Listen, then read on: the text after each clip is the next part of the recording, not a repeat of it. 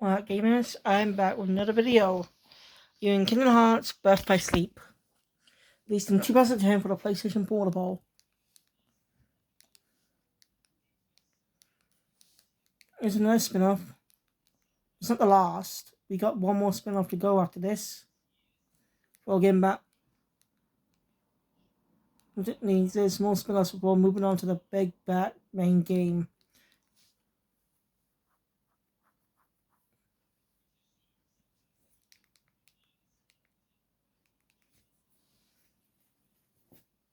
So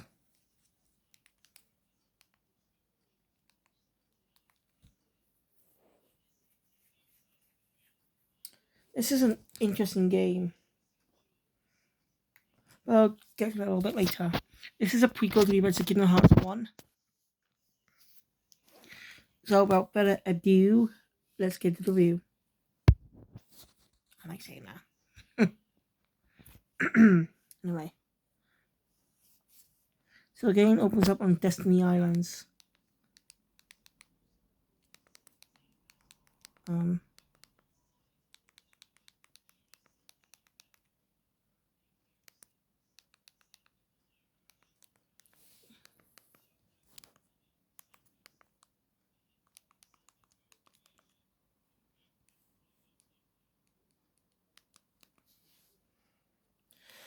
So, what was I? Sorry, I'm distracted right now. Sorry about that, I was a little distracted. Anyway, let's start. Where was I? The game is also Destiny Islands, where we see an old man carrying a young boy who looks like Roxas. But it's not Roxas. It's dragged in here for some reason. I'm leaving here.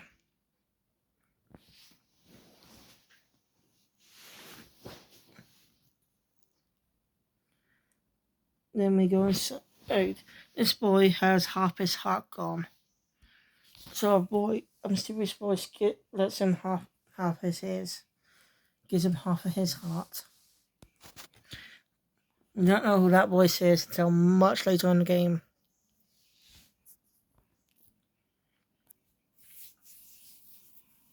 And when this mysterious old man sees this boy hold up a keyblade right in the sky, he's intrigued.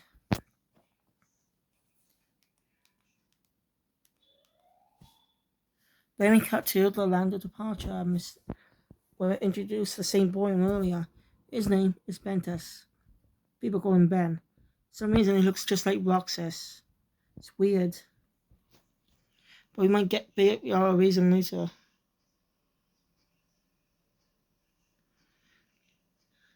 Alright, he's just in his room. Then he sees a shooting star, goes out to look for him. I'll do a tutorial. Just notice that this gameplay is slightly different to Kingdom Hearts.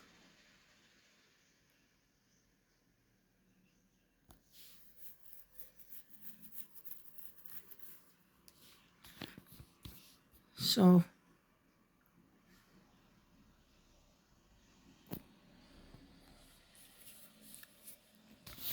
yeah.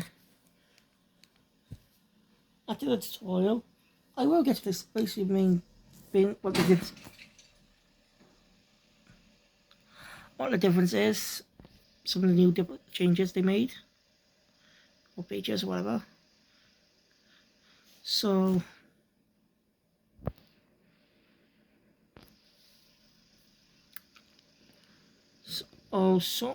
yeah. After that, he goes look at the stars and gets tired. We are seeing that parallels.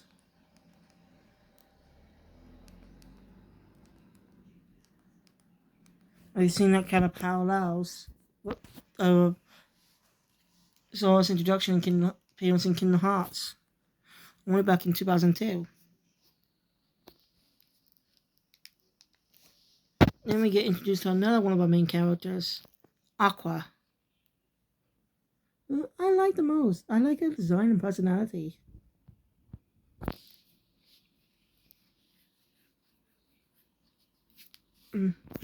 Yeah.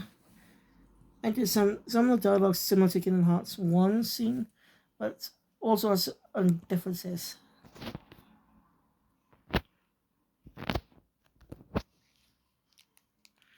Anyway, Ventus asked a question to Aqua.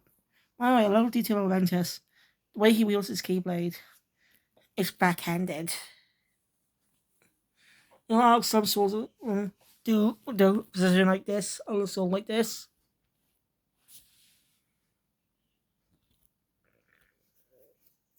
That's Ventus' speciality. Or Soren rocks his older Keyblades with two hands. Like different types of sword play. It's very interesting. So Ventus asks Aqua what what stars are and where does the light come from. And a voice chimes in that they're probably other worlds, like somewhere. The voice that chimes in is another main character, Terra. If you didn't notice, their names are actually the elements in a way. Different terminology. Ventus means wind. Aqua means water. And Terra means earth. It's pretty cool. And the Keyblades are more suited for that personality too.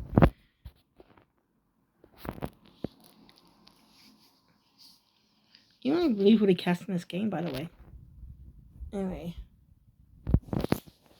Now, I'll take it into a nice chat. You get some practice for a mark and mastery exam tomorrow. Something special in Kingdom Hearts. Coded. Mentioning coded. Do some tutorial. And I got some new features like command decks. Where they go bigger, you can add different types of commands, including magic. It's really interesting.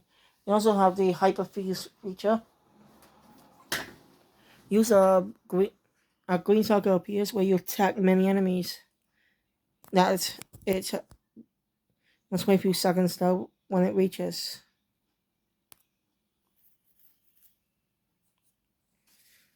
And some of the button locations are different too. After doing some practice, the night ends with a narration that will be the last time they ever see the stars see the stars together. And this is where we get to one of the new features. We get 3 playable characters. Different campaigns. You know, like Sonic Adventure, where there are multiple campaigns that coincide with each other at different points of the story. This is like that. You have different parts of the story. And I watched the YouTube channel Shadow Kurosu for this so I'll be able to navigate through each story properly.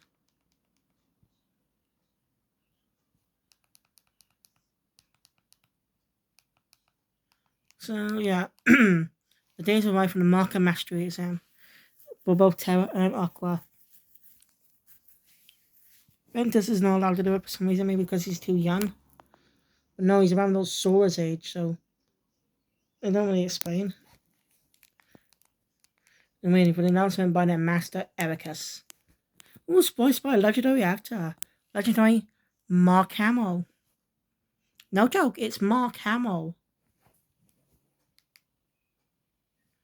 Oh man, it's pretty cool they got him in this game.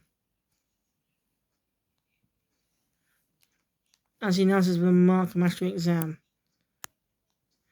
And with a special guest. An old man, voiced by Spock himself. Leonard Nimoy. The late Leonard Nimoy, anyway. And this man's name is Xehanort. That can't be right. Xehanort's a young man. How is it possible? You ask that question about the entire game until the final battle. Oh, the order for the test has arrived. As Xehanort's looking in darkness. the three characters found it. Master Aqua decided to let it go on as a test. Also, during the prologue scene, Aqua gives her friends wayfinders, lucky charms. She calls wayfinders. She heard that there was a world out there with star-shaped fruit, and she based them off that. Eh? You probably know what I'm talking about, but just in case, we'll find it out much later.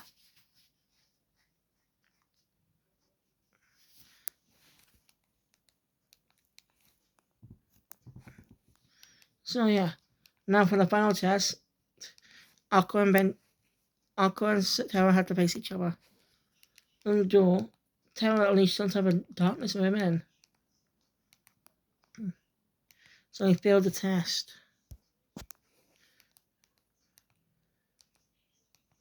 He tells Aqua to remain here for his chat with him later. Terra doesn't understand where that darkness came from when he was trying to comfort him. Meanwhile, Xehanort talks to a mysterious boy with a mask, who's played by Haley Joel Osment, and it's not Sora. At this point, Sora's a kid.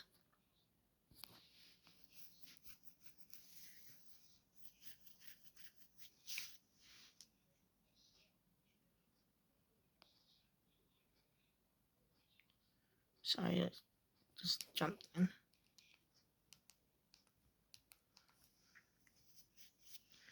Anyway, he talks to this boy about...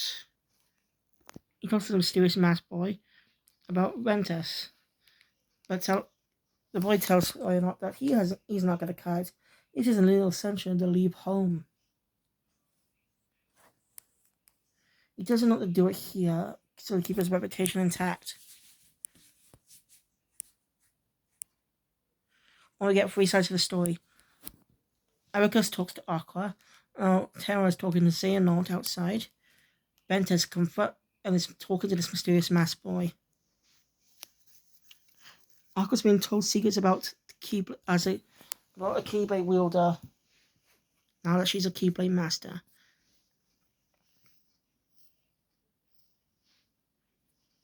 Well, Xehanort's probably trying to manipulate Terra into giving into the darkness or something. I can't remember. And this boy is teasing Ventus that Terra would just leave him behind. And well, he was gullible for it. And an alarm sounds.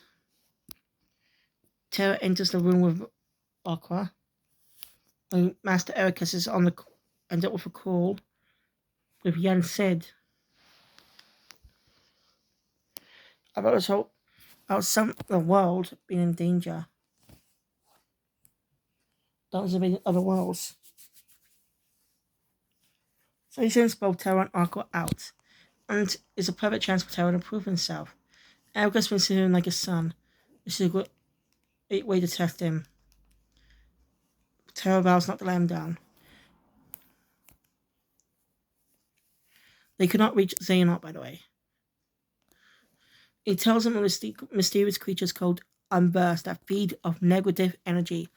No Heartless this time. Which is a first. It's always Heartless. Well, this is technically the only appearance of the Unburst in this game. They do get out appearances, but there was only in one level. I think. I don't remember. So,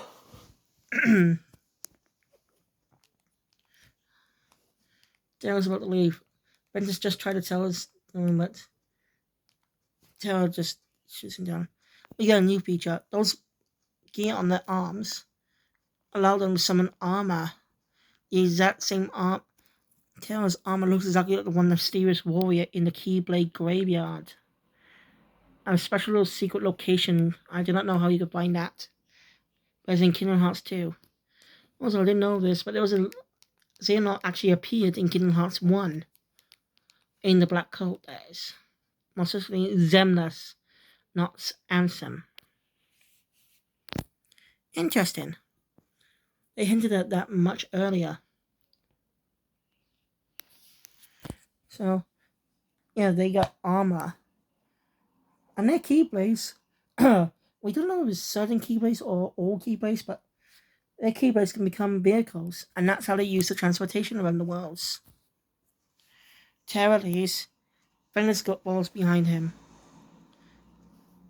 Aqua is assigned to keep an eye on Terra and get Ventus back. So she leaves as well. They miss each other most of the time. I'll go explain a bit about the world the world of Sleeping Beauty. Because this is where we find out, get a clue. But Terra's personality unburst happens. And Terra meets Maleficent. She pretends she doesn't know anything and kind of tricks Terra by manipulating the darkness in his heart to take in Princess Aurora's heart. Now you can see some foreshadowing. You see him glimpse of Ben lying on the bed without lying down, without any movement. And it kind of foreshadows something. So yeah, now what the game Terra is going to be, Maleficent knows about the worlds because she was told by Xehanort.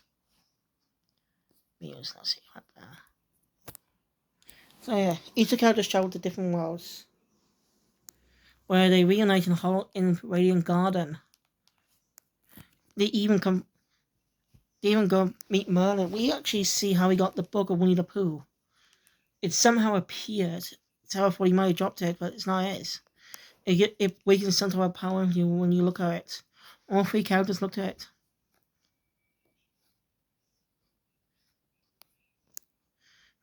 Wow. So, but interesting enough, Ventus meets Scrooge, who's actually got a voice this time. Once again played by the late Alan Young. No detail about his hat. It's not properly round and drawn lines. It's more, how do I explain it? Edgy. Got some edges on it.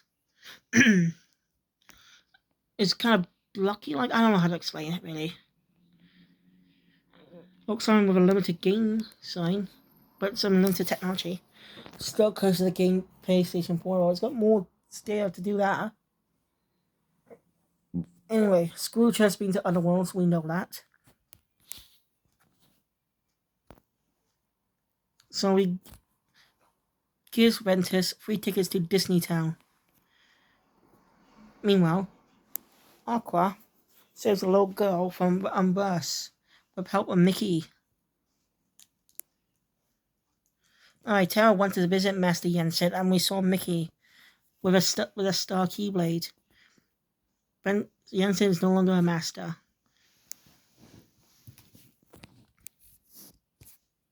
So,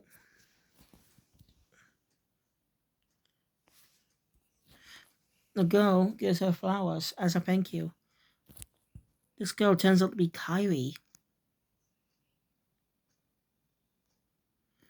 And basically casts a type of protection spell on the necklace she's wearing, which will explain how her heart ended up inside Sora. There's a protection spell. Alright, what we saw at St. Ventus was early on in the game was what we saw with Kyrie. His heart's missing. Anyway, the three of them bow are big and burst.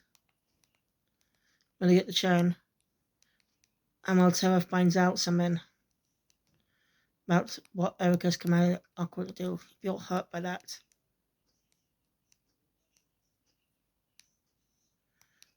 Terra leaves and he's a bit hurt. And then just tells Aqua that she's like being a Keyblade Master, go to her head. And they separate. Enters a Xehanort, pretending to be captured by a man who looks strange, by a man who we get to know in the future. Alright, part of the game we see members of Organization 13. Future members to be more specific.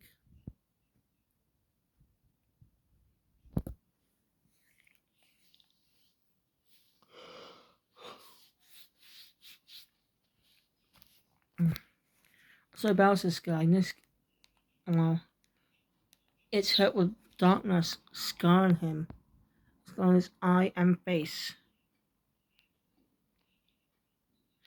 Xehanort is free, gives advice to Terra. I can't remember what he exactly says.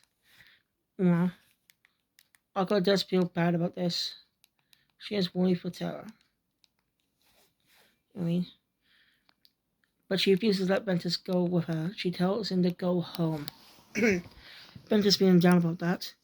Meets two familiar faces, a young boy with red spiky hair and another boy with blue hair.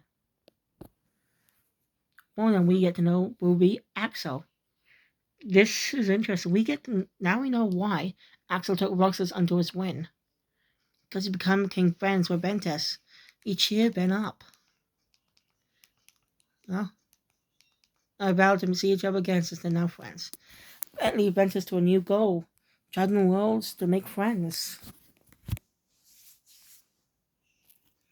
He did get to see Terra.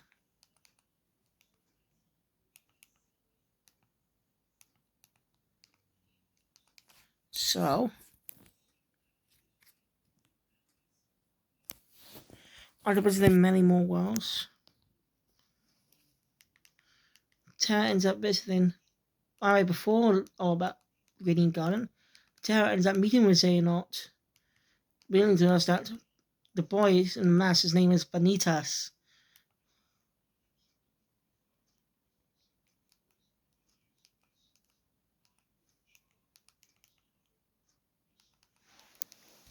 He came from Ventus's heart.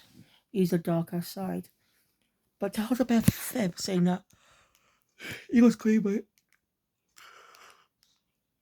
him to see Ventus. Which was a lie.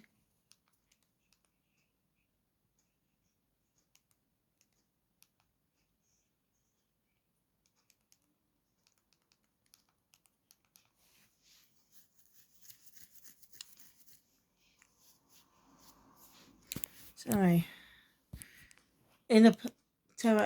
Ventus ends up meeting Mickey. And he can become friends after Mickey saved him.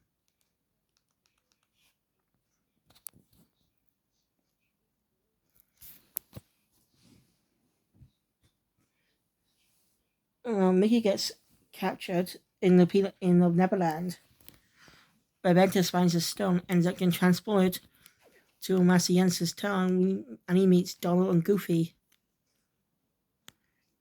Mickey cannot be located or tracked, but with information that Ventus managed to give him, they might be able to track him down. So Ventus decides to go after him, and Xehanort reveals his true colors to him, bringing the truth to him that he and Benitez are meant to create something called the Keyblade. Not key, key. With an X. Like, I can't tell. It's a powerful blade. Xehanort wants it, but why? Something that's powerful. He wanted Ventus giving the darkness to summon the Keyblade, but that didn't work, so he separated them. And when Ventus came strong enough, the two were merged back together to summon the Keyblade. And it tells us that Ericus knew about this too. So Ventus and Mickey get sent flying. And this is Ventus ends up finally goes back. Oh. And he tells Ericus everything he found out. Ericus, upset about this. Remember, he got those scars on his face from confronting Xehanort. He tried to kill Ventus. Meanwhile, Xehanort tells about what's going on. Terra rushes over back home to save him. And, well, he ends up confronting battling Ericus while sending Ventus to Destiny Islands. Refuses to fight Vanitas. Vanitas tells him to meet that they're going to see each other at Keyblade Graveyard, where you'll finish off Aqua and Terra. Now Terra beats Ericus. Ericus had regrets of what he did. The darkness may have clouded him a bit. When he's struck down and killed by Xehanort, reveals his true colors. Reveals his true colors to Terra. He tells He tells Tara about the Keyblade as well. He tells her to meet at the Keyblade graveyard. Now, Aqua finds Mickey flying in space, flying in the space of the world, and rescues him. Takes him back to Master Yen's tower. He's unconscious. Yen informs Aqua about the things that's going on. Aqua did sort of refuse to believe that her master had been killed, but she decides to go investigate the Keyblade graveyard. Yen tells her to be careful. The three unite at the Keyblade graveyard to talk about what they know about stuff and prepare to fight the final battle. See, Tara ends up battling Xehanort. Aqua ends up battling the man going to become Zigbar, and Ventus battles Vanitas. Aqua was struck, nearly killed. Well, Ventus battled Vanitas, had an inner battle with Vanitas. Tara lost his battle, and his battle was assessed by Xehanort. Most will stay behind in the armor. No one should defeat Xehanort for now.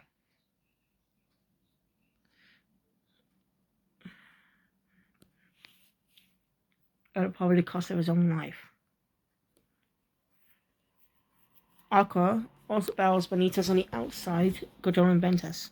But Ventus battles on the inside.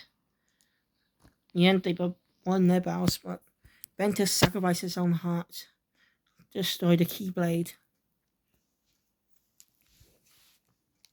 And by the way, Vanitas' face looks exactly like Sora's. That's never explained though.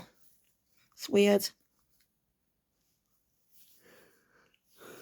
By the way, before the Keyblade graveyard, both Terra and Aqua visit Destiny Islands. That's where that's where the power fruits are and what inspired the Wayfinders. Terra ends up talking to Riku, a young Riku. You know, seeing her potential with the Keyblade and passed down the power of the Keyblade to him. Alright, it's proven that if you wondered in Kingdom Hearts 2 why he was suddenly able to wield a Keyblade, he was already able to wield one back in Kingdom Hearts 1. Let's put it in Traverse Town and Troll Bastion. Aqua talks to both Riku and Sora, seeing they both have potential. Tells Sora to protect Riku with all he cares. So, yeah, they all managed about and lost him. Aqua managed to come out of this place alive with help of Mickey. Yansei tells her about Bender's heart being gone. Until the day it comes back, he will sleep forever. Aqua needs to keep him safe, so she puts him in a tower and remembers the words that Erika's told her. By the way, half of Land of the Departure was destroyed. After using the Master's Keyblade to keep Ventus safe in the castle, it is revealed that the Land of the Departure's castle is actually Castle Oblivion itself. It all gets crazy as Aqua goes to confront Blind Terra, who is under possession of Xehanort, leading to get dragged into darkness. Aqua sacrifices herself. Terra, who doesn't remember anything about his past when he's saying Xehanort's controlling him as well, is taken in by Ant and the Wise, and you know the rest. Now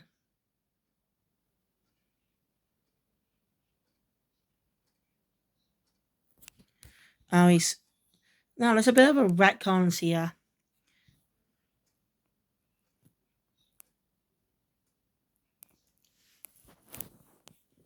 Think about it. No, I don't think there are retcons.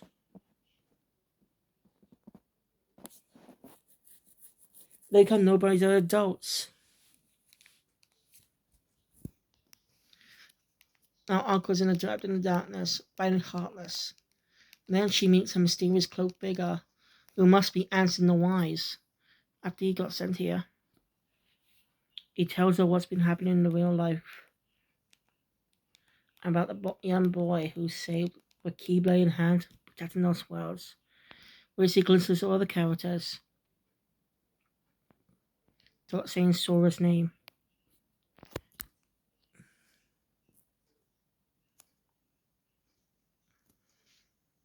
Oh, can't remember who the first one was. The second one was Roxas, Shion, and Axel. Then was Ventus and Terra. Then we actually cut to see Sora, Riku, and Kairi on the island. Sora and Riku decide to go. Kairi gives Sora her good luck charm again, wishing them good luck for their Mastery exam. Anyway, the game has in the secret ending. Aqua arrives at a mysterious castle that she recognizes, which is going to be set up for a Fat Memory Passage, which won't come out, was also in development using the same style as Kingdom Hearts 3. But anyway, thank you guys for watching. If you enjoyed my content, please hit the thumbs up button.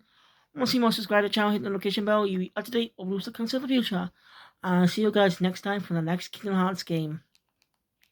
Kingdom Hearts, Dream Drop Distance. Resident Game out.